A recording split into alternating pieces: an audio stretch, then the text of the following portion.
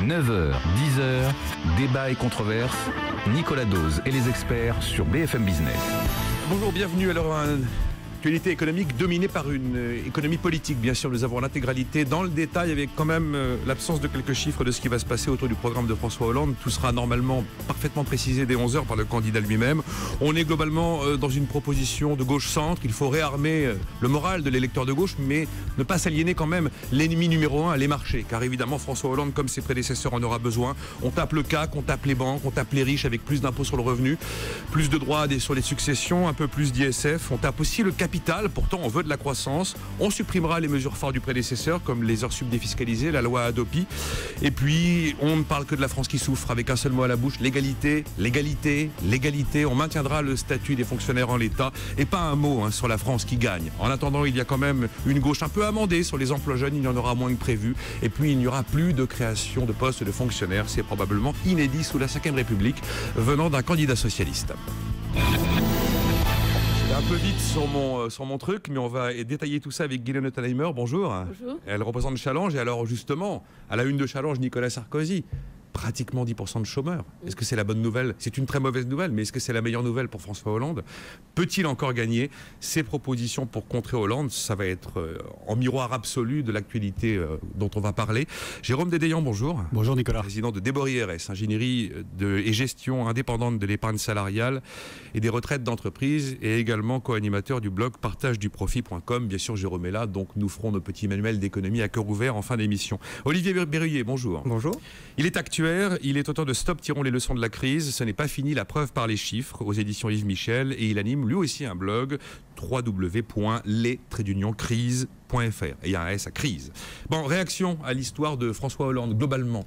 Il nous dit, au bout de 2-3 ans, je serai à 2,5% de croissance. Et je propose, sur le quinquennat, 30 milliards de recettes en plus en revenant sur les niches, 20 milliards de dépenses en plus, donc ça fait 10 milliards de baisse de dépenses sur 5 ans.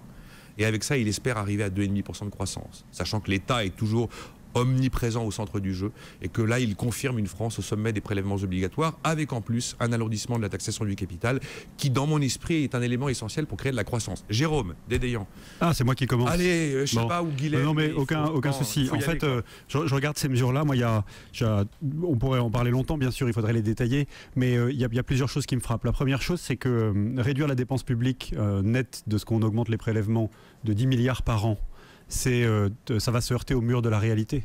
C'est-à-dire que c'est dans le contexte dans lequel on vit, c'est exactement comme si on ouvrait les vannes de la dépense. Ça revient à peu près au même niveau que de continuer à dépenser ou à accroître les déficits, car ça ne suffit absolument pas. Et en fait, ce qui me frappe beaucoup, la première chose qui me frappe, c'est qu'il n'y a rien sur la réduction de la dépense publique, qui est pourtant le seul endroit où on sait qu'on peut trouver les marges de manœuvre qui permettent de financer l'investissement productif, la bonne dépense, en essayant d'enlever la mauvaise dépense. Donc 10 points de PIB en plus. Ça, c'est une chose qui me frappe. Voilà. Deuxième chose qui me frappe, c'est que je pense pas du tout que ce soit un programme de centre-gauche. Voilà. En fait, ce qui manque pour que ce soit un programme de gauche, et ça je le regrette beaucoup, il manque une vraie politique redistributrice, il manque une vraie vision du partage, tout simplement, et des fruits de la croissance. Ça n'existe pas, j'ai pas vu ça du tout. La deuxième chose... Notion familiale, un petit peu. Oui, mais ça c'est fiscal. Oui, là on tord en plus. On n'est pas du tout en train de redistribuer les fruits d'une croissance productive qu'on a contribué à créer. Absolument. Voilà. En plus, le quotient familial, c'est fait pour aider les familles nombreuses, pas pour aider les inégalités. Là-dessus, j'ai ma vision, c'est que la politique familiale est indépendante de la fiscalité, mais ça c'est autre chose. Voilà. Et l'autre point qui me semble important, donc il manque en fait, pour que ce soit vraiment à gauche, il manque ce partage. Le dernier point qui me frappe, c'est que il y a beaucoup d'aspects qui sont très à gauche, voire franchement à gauche. Alors c'est notamment vrai toutes les mesures fiscales, c'est notamment vrai la confusion complète entre la notion d'égalité et la notion d'équité. Voilà. Et je pense que ce programme, tel qu'il est là, est le minimum de programmes de centre-gauche permettant à François Hollande de passer la barre, de ne pas se faire allumer sur l'incrédibilité de son programme, ou le caractère non crédible de son programme, et qu'il se heurtera brutalement au mur de la réalité. Voilà. Qui poursuit Guylaine Ottenheimer? Moi, je suis d'accord. C'est sur un certain nombre de points. C'est un programme qui manque un peu de vision et qui n'est pas très ancré dans la réalité d'aujourd'hui. Bon, qu'est-ce qui se passe Ce que disent autour de François Hollande, on n'est pas maso. C'est-à-dire que pour des socialistes, sont allés au plus proche de ce qu'ils peuvent aller. Même la droite ne dit pas comment elle va réduire ses dépenses. Même François Bayrou, qui depuis 5 ans, soi-disant, est pour la règle d'or, n'a que comme seule mesure de réduction, si l'inflation, etc., et qu'on prend un franc euro constant, on arrivera à 25 milliards. C'est-à-dire qu'il n'y a pas une mesure chez François Bayrou, il n'y a pas une mesure chez Nicolas Sarkozy. Alors n'allez pas demander à la gauche, ils en feront, mais n'allez pas leur demander de faire campagne là-dessus, alors que la droite n'ose même pas le faire. C'est un des problèmes de la France, c'est qu'on a une droite qui n'ose pas être de droite. Donc la gauche, elle veut dire, elle est obligée d'aller encore plus à gauche pour avoir des marqueurs. Et là, il a mis des marqueurs sociétaux de gauche, parce que c'est la seule chose qu'il peut donner. Donc c'est assez raisonnable. Maintenant, je vais vous dire... Est-ce que vous jugez, 4 ans après, les business plans des entreprises quand elles ont déposé leur dossier? Est-ce que vous faites souvent le rapport entre qu'est-ce qu'il y avait dans le business plan et qu'est-ce qui est devenu la société? Mais 99% du temps, ça n'a rien à voir. Bon, mais simplement, on est obligé de donner une orientation. Donc c'est la même chose pour un programme. Les gens... On a un sondage là dans la cover qui montre que 63% des Français ne pensent pas que la gauche fera mieux que la droite.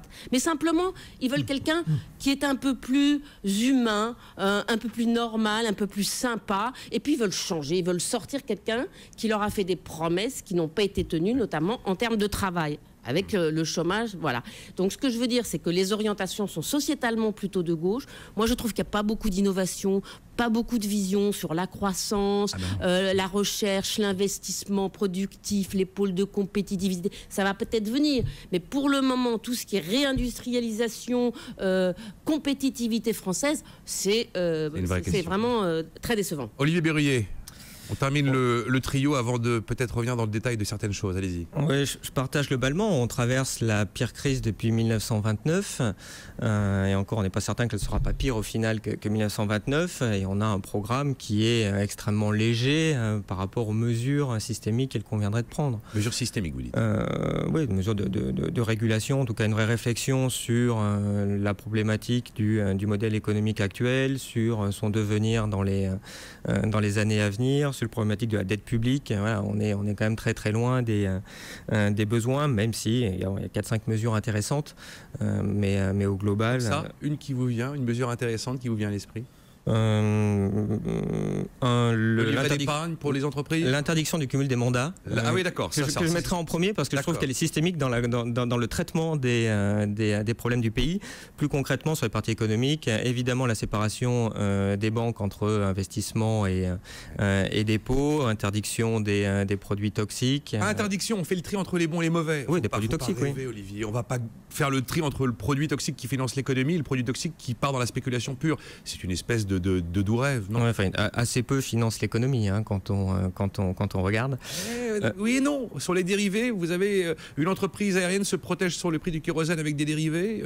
Une entreprise comme EADS se protège sur les taux de change. Le total des produits dérivés, c'est 40 fois le PIB mondial. Oui, mais d'accord. Non, mais 40 fois le PIB mondial. Voilà. Et il faudrait faire le tri dans ces 40 fois. Eh bien, on va garder le 1% qui peut-être sert à quelque chose et on va supprimer les 99% qui ne servent à rien. Alors, on va marquer une pause. Vous allez me dire quand même s'il y a des choses qui vous plaisent dans ce programme. Il n'y a pas beaucoup d'innovation, disait Guylaine, mais il y a quand même peut-être des choses que vous retenez, notamment un livret d'épargne qui financerait l'économie productive. Bon, il n'y a pas de fonds de pension, bien sûr. Hein. Et puis après, on va quand même se poser la question de savoir comment est-ce qu'on revient à un modèle compétitif. Et globalement, dans les années 70-80, on quitte le modèle industriel et commercial pour un modèle libéral financier. Il faut bien sûr revenir à un modèle industriel et commercial. C'est le modèle qu'ont choisi les Allemands, mais les Chinois aussi. Il est 9h15. 9h, 10h, Nicolas Dose et les experts. Bon, voilà, avec Guylaine Ottenheimer, avec Jérôme Dédéian, avec Olivier Berruyer, et donc le détail des propositions socialistes, et bien sûr la riposte de Nicolas Sarkozy qui est très attendue. J'ai eu des réactions d'auditeurs, il y en a un qui me dit que c'est un mensonge sur les fonctionnaires.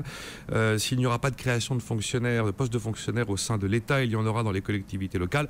Le président de la République, pour l'instant, n'a pas le pouvoir de freiner les créations de postes dans les collectivités locales. En tout cas, au niveau de l'État, il s'est engagé à ce qu'il n'y ait pas de création de postes de fonctionnaires, ce qui est sans doute inédit parce que je ne pense pas qu'un précédent candidat ait pris ce type d'engagement. Et puis, excellente analyse de Guylaine Ottenheimer, dit Gilles, elle a bien expliqué pourquoi le peuple est prêt à replonger dans l'abîme socialiste.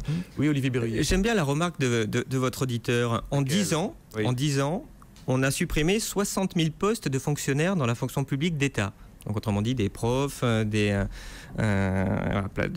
personnel qui est hautement qualifié, on va dire, pour gérer les services publics. Dans le même temps, en 10 ans, c'est plus 550 000 embauches dans la fonction publique territoriale qui est généralement du personnel de catégorie C à qui on a donné un emploi à vie.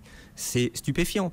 On est dans un système où, au total, quand on a viré un prof, on a embauché 10 cantonniers.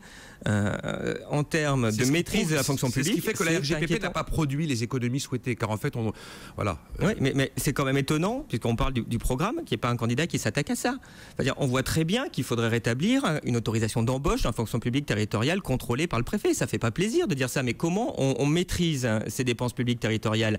C'est-à-dire, on est en train d'épuiser le pays pour essayer d'économiser des fifrelins au niveau de la fonction publique d'État, alors qu'on a besoin d'enseignants, qu'on a besoin de chercheurs, qu'on a besoin de policiers, qu'on a besoin de personnes à la justice, pour laisser des dérives colossales dans la fonction publique territoriale. Pourquoi on ne met pas un CDI dans la fonction publique territoriale? Je rebondis sur ce que dit Olivier, c'est très important, parce que quand on embauche un fonctionnaire, quel que soit le niveau auquel on l'embauche, que ce soit la fonction publique, c'est vrai, dans n'importe laquelle des 3 fonctions publiques, on en prend pour 40 ans.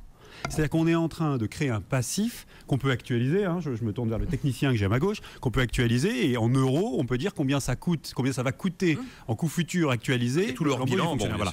Et on a fait un truc extraordinaire, c'est qu'avec la décentralisation, qui était une bonne chose par plein de côtés, mais on n'a pas limité le millefeuille territorial, on n'a pas pris la mesure radicale qui consistait à concentrer les pouvoirs en région, pour essayer de faire en sorte que l'action publique qu'on avait déléguée, qu'on avait déconcentrée, qu'on avait décentralisée, soit efficace. Voilà. Et donc, même Nicolas Sarkozy a ajourné cette réforme. Voilà. Et c'est pour ça que l'interdiction de cumul des mandats, pour moi, est sûrement une excellente chose, mais elle ne peut se concevoir qu'après cette réforme radicale du millefeuille territorial. Parce que sinon, on continue à créer des petites baronnies de gens qui ont un mandat, pas 2, puisqu'ils n'ont plus le droit d'en avoir 2. Et donc, on multiplie les édiles locaux accrochés à leurs petits trucs, qui vont faire des prébendes, embaucher le cousin, etc. Et on endette, on continue à endetter lourdement la France pour 40 ans. Il y a un levier de compétitivité dans ce que vous décrivez, Jérôme Dédéian. Si on arrivait au système vertueux que vous souhaitez, est-ce que tout d'un coup il y a un phénomène de compétitivité, de croissance? On l'a dit des centaines de fois. On ne peut courir, on ne peut être mobile dans la compétition mondiale. Il faudrait que nos politiques, c'est incroyable ce programme-là, mais c'est vrai d'un certain nombre d'autres candidats déclarés ou non. En fait, ils n'acceptent pas qu'il y a des choses qu'ils ne peuvent plus réguler par la simple force de leur parole. Alors, ils peuvent faire de la démagogie en disant « je crois à la force de la parole politique, je crois au courage, je crois à tout ça », mais il y a quand même un paquet de trucs qu'un politique français ne contrôle plus dans le monde d'aujourd'hui. Et donc, il faut bien qu'il joue avec l'environnement dans lequel on est. Et pour jouer dans l'environnement dans lequel on est, il faut qu'on soit mobile. Pour être mobile, il faut courir vite. Pour courir vite, il ne faut pas être gros ou gras. Et donc, la marge de manœuvre qu'on a, c'est réduire de la dépense qui nous donne de la mobilité et qu'on puisse réallouer en maintenant nos équilibres financiers à l'endroit où ça crée de la valeur. C'est quand même des choses de base. Malheureusement, on les voit pas dans ce programme-là. Moi, j'ai du mal à sauver des choses là-dedans parce que le tout ne constitue pas une vision cohérente de ça. Et les hommes politiques croient qu'ils peuvent tout. Il y a François Hollande nous dit quand même qu'il fera les euro-obligations et qu'il fera plier la Chine sur le yuan. C'est assez difficile aujourd'hui pour les hommes politiques de dire on va réduire la dépense, on va réduire les services publics, etc. Quand depuis 15 ans, on voit que la productivité a profité à 0,1% de la population. Quand même, qu'est-ce qui se passe depuis 15 ans? Depuis 15 ans, la redistribution se fait essentiellement en faveur d'une extrême petite minorité qui a vu... En haut et en bas, Et en bas, c'est stable, ou ça elle progresse légèrement, mais enfin, c'est vraiment infinitésimal. Et la classe moyenne, elle voit son pouvoir d'achat, ses perspectives stagner. Donc c'est vrai que vous ne pouvez pas mobiliser une société en disant, bon, on va supprimer ce qui est le bien commun, l'école gratuite, la santé, etc., au profit d'une compétitivité qui s'est faite essentiellement en faveur des plus élevés. Ensuite, si, mais toutes les courbes le montrent. Mais non, mais si, vous allez répondre tout à l'heure. C'est une contre-vérité. Non, c'est pas une contre-vérité. On en reparlera. Deuxièmement, c'est pas vrai, les hommes politiques ont très bien compris qu'aujourd'hui, il faut créer des environnements favorables à la création d'emplois. C'est compris y compris par exemple Ricole avec les pôles de compétitivité, etc., y compris des villes comme Grenoble, qui sont quand même des foyers de création d'emplois, etc. Après, la France, c'est vrai qu'est un pays qui a eu la difficulté à faire grossir ses PME, où on revend, où on s'expatrie, etc. On s'est racheté. Pays colbertiste, dominé par des Jacobins face à des Girondins. Enfin voilà, on est. Alors maintenant, sur les emplois de la fonction publique, effectivement, ça a beaucoup plus grossi. Oui. Mais on leur a quand même délégué un certain nombre de choses. Aussi. Je voudrais simplement au passage signaler que très souvent l'État n'a pas réduit son nombre de fonctionnaires dans les administrations centrales qui font doublon. Hein. Je ne crois pas que le ministère de l'Agriculture ait beaucoup baissé, alors que le nombre d'agriculteurs a énormément baissé. Vous prenez l'exemple typique, effectivement. Je prends un exemple, mais c'est la même chose dans les DE, etc. Il y a autant de monde aujourd'hui que dans les années 50. Et qu'est-ce que c'est le grand problème? C'est qu'on a fait des impôts indolores. C'est-à-dire que le type qui habite en Rhône-Alpes ou dans le Limousin, il ne sait pas qu'est-ce qu'il paye comme impôt pour la ville, pour le département, pour la région, etc. Quand est-ce qu'il y a eu une révolution fiscale aux États-Unis avec Reagan et en Angleterre avec Madame Thatcher? C'est quand la classe moyenne a vu son impôt sur le revenu, s'en dit donc. C'est cher, j'en ai pas pour mon argent. Et il y a eu une espèce de, bon, on va peut-être un peu arrêter de filer l'argent à ces incapables. Bon, voilà, ça a été ça. Or, en France, on a tellement d'impôts divers, indolores, la CSG, la TVA, le truc qui va à la région. Où moi, même ma feuille d'impôt, j'y comprends rien. Il veut simplifier, François Hollande, avec un impôt unique qui serait peut-être prélevé à la source, qui fusionnerait la CSG et l'IRPP. Oui, mais ça sera très intéressant, parce que quand les Français auront une lisibilité sur ce qui se passe, peut-être qu'ils comprendront aussi un peu mieux comment les choses fonctionnent. Je ne sais pas si une CSG devenant progressive fusionnée avec l'IR donnerait de la visibilité à l'imposition sur le revenu, parce que ça revient à marier le budget de l'État et le budget de la sécurité sociale. Parce que là, vous en avez un peu partout. Qu'est-ce qui fait le cumul de ce qu'il paye? On fait réagir Jérôme Dédéian, notamment sur l'histoire de la productivité qui aurait profité à la classe sup. Ouais, alors, bon, là, on va essayer de ne pas être dans l'incantation avec opposition systématique, comme on voit nos candidats l'être. Je vais dire un truc avec lequel je suis d'accord avec Guylaine, c'est qu'effectivement, on a vu les 10% des gens les plus riches s'enrichir de façon considérable ces dernières années. Oui. Toutes les enquêtes patrimoine et revenus des ménages de l'INSEE sont extrêmement intéressantes et qui sont renouvelées tous les ans, donc on peut suivre le montre de façon claire. Il y a une forme de frange marginale de la population en haut qui s'est détachée des autres de façon considérable et qui est partie dans une stratosphère sur laquelle il y a des choses choquantes. Je n'ai aucun état d'âme là-dessus. Bon. Ça, c'est la première chose. La deuxième chose, c'est que je ne peux pas dire que la classe moyenne s'est appauvrie. On ne peut pas dire ça. Je n'ai pas dit ça, j'ai dit que ça stagne. Ce que montre le reste, et bien ça n'est pas vrai. Il y a augmentation générale du niveau de vie ces dernières années. Ça, c'est très très clair. Donc, élévation générale du niveau de vie. Ça ne veut pas dire qu'il n'y a pas une frange qui se précarise en partie, mais il y a augmentation générale du niveau de vie. Il y a ce décile du haut qui se détache de façon considérable. Et où sont passés les gains de productivité? Ils sont passés dans l'augmentation de la technicité des emplois. Il n'y a plus d'ouvriers spécialisés en France comme il y en avait. Là, maintenant, ils sont remplacés par des robots. C'est là qu'est passée la productivité. Et on n'a plus maintenant que des techniciens qui sont mieux payés. Ils sont moins nombreux, ils sont mieux payés. Donc ça, c'est clair. La deuxième chose, c'est que c'est passé dans la réduction du temps de travail. Le temps de travail a baissé de façon considérable. Une énorme partie des gains de productivité ont été réalloués au fait que les gens travaillent moins. Bon, après ça, c'est un choix de société. Est-ce que c'est ça qu'on veut, ou est-ce que ce qu'on veut, c'est que les gens travaillent un peu plus ou recommencent à travailler un peu plus, tout en préservant un certain nombre d'acquis sociaux qui fait qu'on travaille plus. On travaille plus 80, on travaille plus. Non, mais c'est pas que ça, parce que c'est la même chose. On travaille plus 45 heures ou 50 heures par semaine. Vous pouvez pas dire ça parce que ça s'est passé pareil en Allemagne, en Angleterre, aux États-Unis. C'est un phénomène mondial que la finance, les systèmes où on redistribue, que le manager est intéressé à racheter une boîte, la revendre, la désosser, etc. C'est une pratique qui a 15 ans, qui est une financiarisation de l'économie. Si, mais bien sûr que si. Et donc, c'est un phénomène mondial. Alors, nous ne mettons pas ça sur les 35 heures. C'est vrai que c'est difficile de mobiliser les Français. Est-ce que j'ai prononcé le mot 35 heures? J'ai pas prononcé le mot 35 heures. J'ai dit que sur les dernières années, on peut mettre ça à l'échelle, la grosse partie des gains de productivité ou une grosse partie des gains de productivité qui ont été dégagés par le progrès technique a été absorbée par une réduction du travail. Ça, c'est une travail. C'est une chose qui est absolument c'est inattaquable, c'est juste la réalité. Je vous ferai réagir juste après cette nouvelle pause au rapport de la Banque mondiale d'hier qui parle des problèmes structurels de l'Europe en disant 3 choses, une espèce d'autruche à 3 visages. Les gens qui ont un boulot ont une sécurité de l'emploi sans équivalent en Europe. Les gens qui n'ont pas de boulot ont une protection sociale généreuse sans équivalent en Europe. Et il y a en Europe une facilité sans équivalent pour prendre sa retraite. Voilà. Et donc, la conclusion, c'est les Européens. Les Européens travaillent pas assez, pas forcément en nombre d'heures. Ils commencent trop tard et ils partent trop tôt. Il est 9h28. 9h, 10h, débat et controverse. Nicolas Dose et les experts sur BFM Business. Il y a énormément de réactions d'éditeurs. Alors, une qui m'a amusé, c'est vrai qu'il a raison en fait cet éditeur. Olivier Berruyer est avec nous, il est actuaire et auteur de Stop, tirons les leçons de la crise chez Yves Michel, et puis il anime les-crise.fr. Chaque fois que je dis qu'il y a un S, mais c'est les crises, il y a forcément un S, dit-il. Voilà, ça c'est juste Dimitri qui m'a amusé par cette réflexion. Il y en a un qui suit. Voilà, il y en a un qui suit. J'aime bien ce genre de mail quelquefois. Jean-Marie, chez moi, la commune tond les pelouses le lundi et le mardi et la communauté de communes refait la même chose après. C'est aberrant, dit-il. Ah. Il y a Marc qui dit « Personne ne veut toucher aux niches les plus importantes, comme les exemptions dont bénéficient les retraités.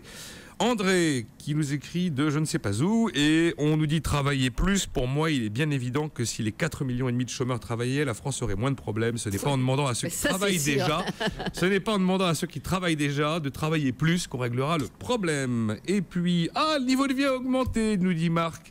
Eh bien écoutez, moi j'ai acheté une salade 6 francs 50 et un camembert 20 francs. Pourtant, je ne gagne pas beaucoup plus qu'il y a 10 ans. Un classique, Jérôme Dédéian. Bien sûr.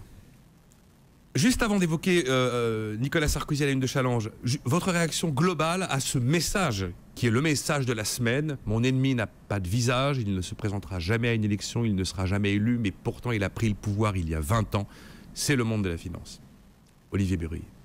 C'est quand même le message qui est resté. C'est un message intéressant et c'est un message que je porte souvent, donc forcément j'aime bien ce message. En pratique, je crains que ce soit simplement un message qui soit simplement d'annonce. On a 3 mesures, le Glass-Steagall Act, faire le tri des produits dérivés, et puis la dernière mesure, attendez, je retrouve, l'abolition des produits financiers toxiques, c'est ça. Et puis les paradis fiscaux interdits d'aller dans les paradis fiscaux. Pour l'anecdote, c'est quasiment une parole du général de Gaulle aussi, qui avait dit que toute sa vie, il avait eu qu'un seul ennemi, c'était l'argent. J'ai sorti la semaine dernière un graphique que je trouve très intéressant sur la problématique du financiarisme actuel, qui est la durée moyenne de détention d'une action à la bourse de New York depuis 1900. C'est très intéressant, ça fait une courbe en cloche. Ça part de 1 année en moyenne jusqu'à 1929. Ça monte très vite jusqu'à 7 années en moyenne. Ça reste à 7 années pendant toutes les 30 glorieuses. Et ça retombe à 1 année actuellement depuis les années 80 et le démarrage du financiarisme. On est sur 1 an de détention en moyenne pour un titre à Wall Street. Comment voulez-vous que le système économique marche si les actionnaires en moyenne ils sont là 1 an ? La logique, c'est bien qu'il doit se passer ce qui se passe. Autrement dit, l'actionnaire, il cherche à tondre l'entreprise le plus vite possible. Pourquoi voulez-vous investir, donc que ça vous coûte de l'argent, pour avoir une rentabilité à 5 ans ? C'est pas possible, c'est stupide. L'actionnaire, il veut de l'argent tout de suite, donc c'est bien ce qui se passe. Ça met les entreprises en surpression. Je sais qu'il y a plein de dirigeants qui nous écoutent.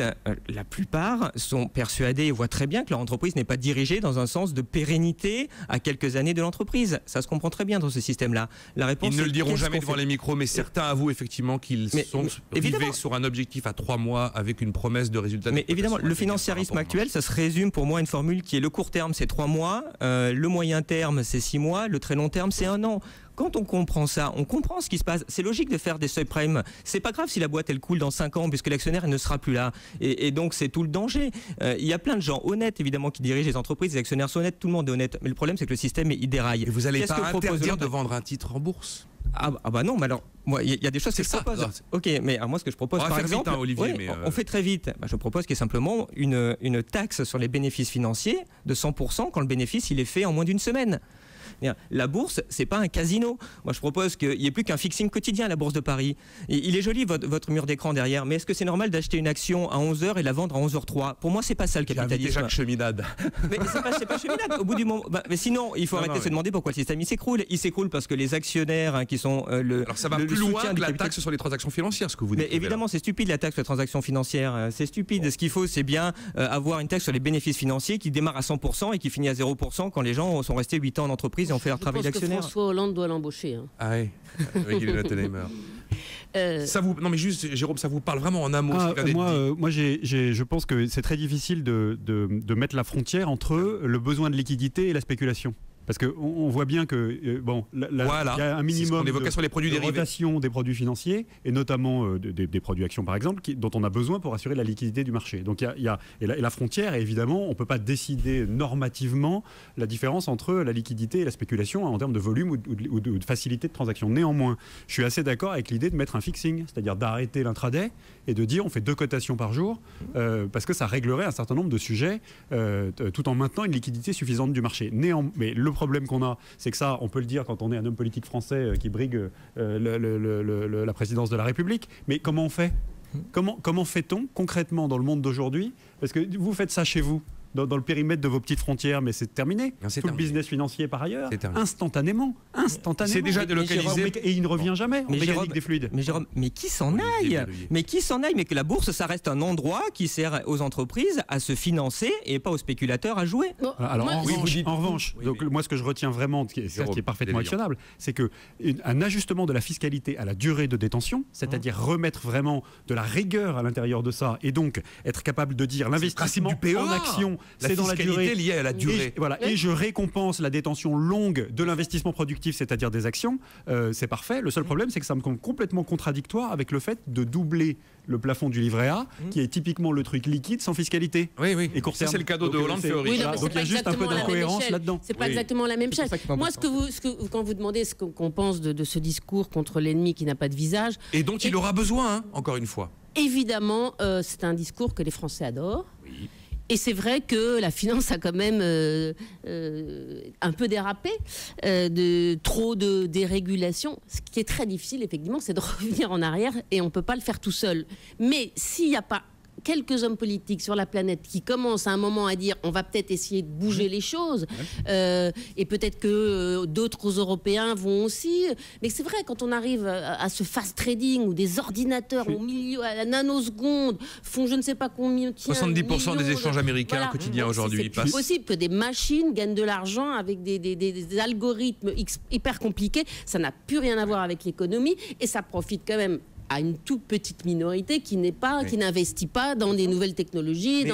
Moi, très bien, la fortune d'Apple, formidable, c'est un nouveau produit, un type qui a été génial, formidable, ça c'est de l'argent génial, mais vraiment le type qui, parce qu'il a des machines et des ordinateurs extrêmement sophistiqués, gagne beaucoup d'argent, les gens ils ne comprennent pas, pendant que le type qui fabrique le truc a une augmentation, je suis d'accord, le niveau de vie a légèrement augmenté, mais encore il faudrait prendre tous les paramètres, y compris l'augmentation du coût du logement. Voilà. Ça fait une semaine que depuis lundi, je parle de cette finance sans visage qu'il faudrait réguler. Avec les invités que j'ai eus, notamment hyper compétents sur la banque, tous les problèmes ont été listés dans cette émission. Toutes les solutions qui pourraient exister ont été listées. Oui. Mais chaque problème, il y a des situations où en fait c'est pas un problème parce que les dérivés, ils ont leur côté vertueux. Et la solution, elle a son côté vicieux. Donc il y a jamais, le problème n'est jamais un vrai problème, la solution n'est jamais une vraie solution. Oui, et au bout d'une semaine, on n'a pas. Quelquefois, il faut un peu de courage. Et souvent les experts sont aussi. Combien il y a d'économistes qui travaillent pour Lazare, pour je ne sais pas qui. Alors moi, l'objectivité des experts, il faut me la démontrer. Et deuxièmement, je pense que quelquefois, il faut du courage politique. C'est vrai aussi. C'est vrai. Mais là, on m'explique que la titrisation qui a créé les subprimes est devenue essentielle pour améliorer les ratios des banques et leur permettre d'avoir des collatéraux de refinancement face à la BCE. Ils sont indépendants ceux qui disent ça, forcément. Non, mais attendez, il y a des choses qu'on peut faire et qu'on peut faire ensemble en convergent. Et Guylaine a raison de dire que quand quelqu'un s'en occupe et a le courage de commencer à en parler, s'il arrive à agglomérer une taille critique suffisante de gens qui sont prêts à prendre ensemble avec lui la même décision sur un périmètre assez large, on a une petite chance de faire avancer les choses. C'est exactement ce qui se passe avec la taxe sur les transactions financières, dont le sujet est en train de progresser tranquillement au rythme où il peut avancer et on finira par réussir à la mettre en place sur un périmètre suffisamment large pour qu'elle soit efficace. Ce sera vrai aussi sur l'augmentation des fonds propres des banques. On a commencé parce qu'il y a vraiment un moyen de faire en sorte qu'elles réduisent un peu ces activités spéculatives, c'est que ça leur coûte assez cher en mobilisation de fonds propres pour faire baisser le ROE, le return on equity de ces activités-là. Oui, d'accord. Eh bien, le comité n'est pas là pour faire le gendarme, Jérôme, et il a créé des règles prudentielles. Seulement, on vous explique avec des arguments absolument crédibles que ces règles prudentielles ont leur côté pervers qui asphyxie le secteur financier. La solution est toujours bonne et pas bonne. Le problème est toujours bon et pas bon. Donc on arrive à des non-solutions. Alors effectivement, peut-être qu'il y a des moments où il faut arrêter l'expertise, avoir une vision un petit peu plus cartésienne de la situation. Il y a quand même des choses qu'on peut faire. Ça me fait penser aux gens qui viennent chez vous pour la DSL. Alors si on change ça, mais alors ça va être compliqué parce que voilà, les gens ne maîtrisent pas. C'est simplement, ils ne maîtrisent pas. Alors évidemment, il y a toujours une complication qu'il y a derrière la simplification. On part pour Intégral Bourse. Je vous ai promis, je ne lâcherai pas le sujet. Il est 9h45. Cédric Decoeur, le programme. BFM Business, 9h, 10h, Nicolas Dose et les experts. Dernier quart d'heure avec Guylaine Ottenheimer, Jérôme Dédéian et Olivier Berruyer. Alors, on a parlé de François Hollande, mais vous avez presque donné la réponse de la une de Challenge en début d'émission, Guylaine. Peut-il encore gagner ? Enfin, peut-il encore gagner ? Nicolas Sarkozy à la une. Et vous sortez cette une au moment où on atteint ce seuil terrible du chiffre du chômage qu'il avait juré de combattre. Chiffre à l'appui, il y a un peu plus de 5 ans. Oui, il y a le chômage. Il y a une actualité qui est défavorable au président de la République. On voit les images de Lojabi, les femmes qui pleurent, les familles désintégrées. Ça renvoie au vécu des Français. Il y a les morts en Afghanistan, il y a les sondages, il y a le discours très réussi de François Hollande, parce que ce qui a beaucoup étonné dans le camp de Nicolas Sarkozy, c'est qu'il a donné le sentiment d'avoir envie, alors que pour le moment, on croyait qu'il y allait un peu mimolette, façon gentille et mollassonne. Et là, il a donné le sentiment de vraiment avoir des guts et d'avoir envie d'y aller. Ça a beaucoup estomaqué le camp de Nicolas Sarkozy, qui est a beaucoup sous-estimé du temps des primaires en disant ils vont se bouffer entre eux, n'a rien à faire, et qui ensuite a sous-estimé le candidat François Hollande, c'est un mou, etc. Il n'a pas de leadership, etc. Donc ça fait, et les sondages qui ont un petit peu baissé, notamment je pense aussi avec l'annonce de la TVA sociale. Donc tout ça, ça fait beaucoup de mauvaises nouvelles, et Nicolas Sarkozy qui en plus envisage une défaite. Alors vous voyez, on est vraiment là au creux du creux pour le camp Nicolas Sarkozy. Et nous, ce qui est intéressant, c'est qu'on a regardé un peu dans l'énorme travail qu'ils ont fait pour collecter des idées et avoir des choses à proposer. Il y a une stratégie qui est effectivement d'aller vers l'innovation, vers le courage, vers un bouleversement de nos paradigmes, de notre assistanat, de notre etc., avec des marqueurs forts sur l'école, l'indépendance des profs, les 35 heures et des tas de choses comme ça, pour faire passer le camp socialiste pour des défenseurs du conservatisme. Mais le problème, c'est qu'on a épluché leur programme, il n'y a pas grand-chose. Ils ont un peu épuisé tellement de choses dans le quinquennat. L'UMP, hein. Oui, l'UMP, ils ont tellement... Ils n'ont pas de candidat officiel pour l'instant. Oui, mais enfin bon, personne ne s'imagine pas. La date est déjà fixée, l'idée d'un livre est déjà dans les tuyaux, les équipes de campagne sont déjà prêtes. Il y a tous les lundis une cellule organisation qui loue les salles, qui organise l'achat du papier, etc. Non, tout est prêt. Donc en fait, il a tellement dit, tellement promis, tellement oui, et sans logique. Décrit les problèmes structurels de fond de notre pays qu'il n'y a plus de levier. Voilà. La seule logique, c'est quand il a fait l'autonomie des universités, que maintenant, on va faire l'autonomie des écoles. Ça, c'était première fusée, premier quinquennat, deuxième fusée, deuxième quinquennat. Ça, c'était bien vu. Mais pour le reste, il a un peu mitraillé dans tous les sens. Mais cela dit, il reste dans cette position. Moi, je construis le monde de demain adapté à l'économie d'aujourd'hui, à la situation mondiale d'aujourd'hui, et j'ai du courage, etc. Généralement, quand un homme politique fait appel au courage, c'est pas très bon électoralement. Ça veut dire qu'il est un peu en cours d'argument. Et de faire passer François Hollande pour quelqu'un qui est plomb. Mais comme les Français croient que de toute façon les hommes politiques peuvent rien faire, c'est difficile. Il a dit j'aime les gens, François Hollande. Hein. Et il a dit j'aime les gens, François Hollande. Voilà, il a dit j'aime les gens. Et Sarkozy aime l'argent. C'est terrible. Et à chaque mesure, je regardais, et à chaque nomination, je regardais si c'est l'intérêt du pays. C'est juste une posture. Sur Nicolas Sarkozy, en 15-30 secondes, vous voulez réagir? Moi, je voudrais réagir sur le programme de l'UMP, qui m'a beaucoup déçu. Et vous le connaissez? Oui, je l'ai lu. Il est sur leur site, on peut voter si on veut. Je l'ai regardé, il m'a beaucoup déçu, puisqu'il est plutôt mieux que ce que j'ai vu ce matin dans les mesures de Hollande sur la partie mesures de soutien aux entreprises, à la création d'entreprises, etc. Là, c'est un poil plus argumenté, mais il est totalement... il n'y a rien sur le partage, rien sur la contrepartie qu'on donne aux efforts qu'on va demander aux gens. Et ça moi, ça me...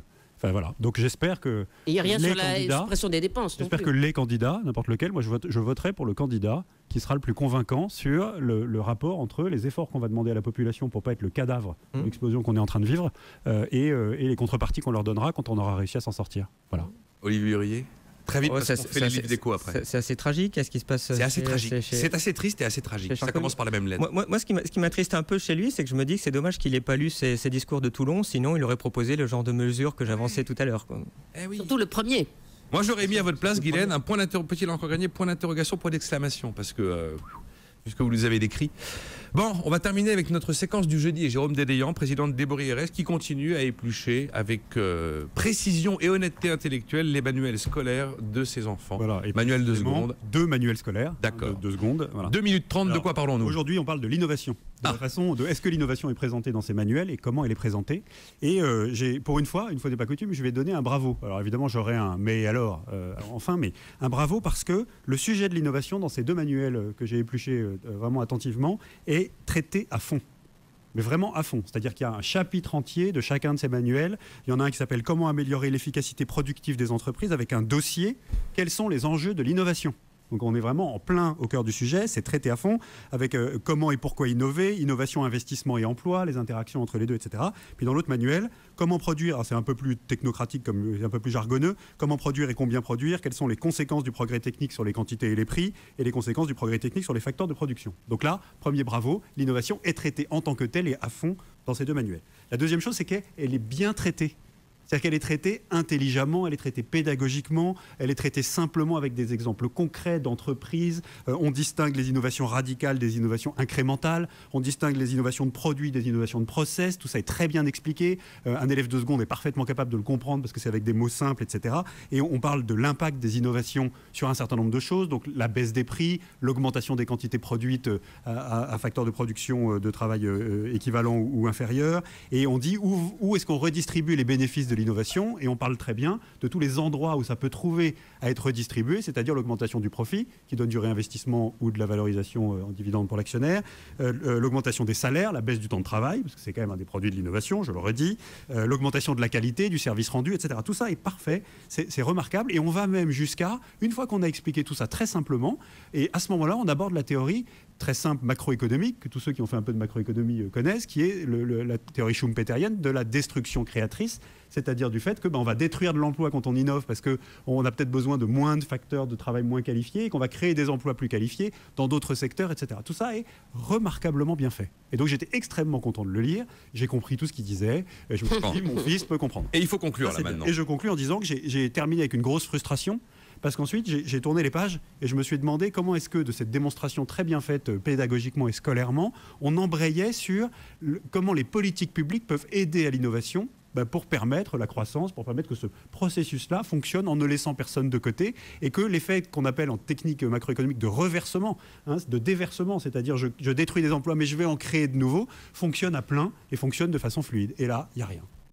Il n'y a rien sur la politique de la formation, il n'y a rien sur la politique de l'aide à la recherche et développement, il n'y a rien sur la politique de l'adaptation de la mobilité professionnelle, de la formation professionnelle tout au long du parcours. Il n'y a rien sur l'embrayage, les deux disques, les mettre en contact entre eux, l'explication de la théorie et la façon dont on peut mettre les deux disques et les embrayer pour que ça donne une politique publique et citoyenne qui permette de faire que ça arrive. Voilà. Et là, j'ai été déçu. Il est 9h57. Demain sur BFM Business, écoutez vibrer la planète éco. 6h, 9h, Good Morning Business.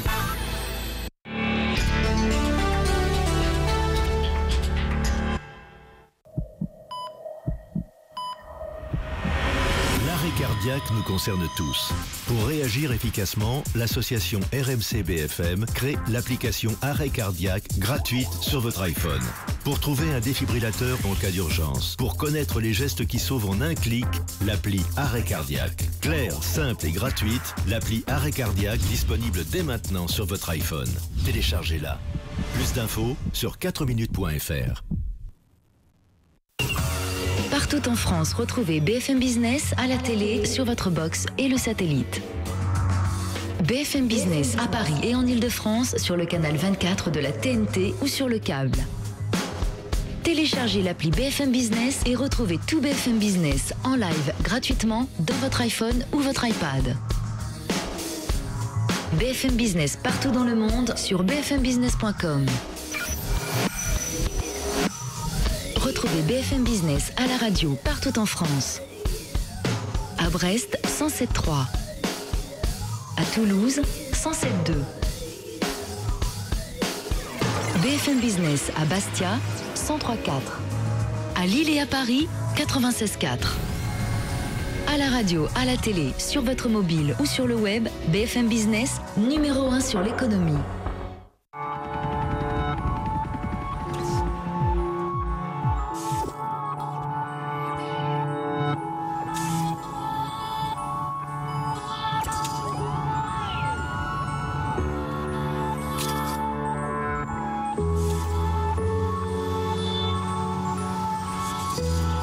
L'homme est fait pour rester debout.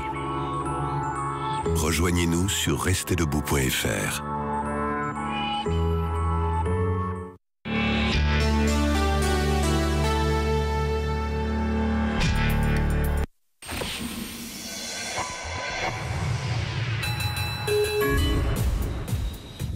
Il est pratiquement 10h, les marchés, Antoine Larigauderie.